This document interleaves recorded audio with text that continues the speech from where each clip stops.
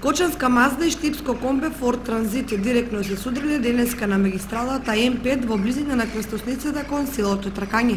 Добре од кочани со возач во Маздата се здобил со тешки телесни повреди, но е надвор од животна опасност.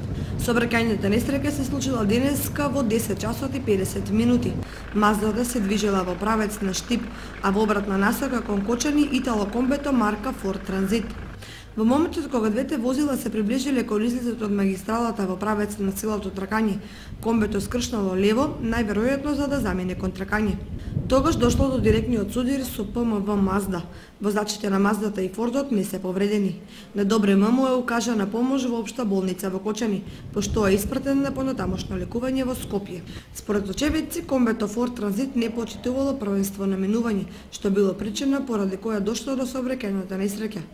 Но ова треба да го утврдат истражните органи, кои извршиле увид на местото на настанот.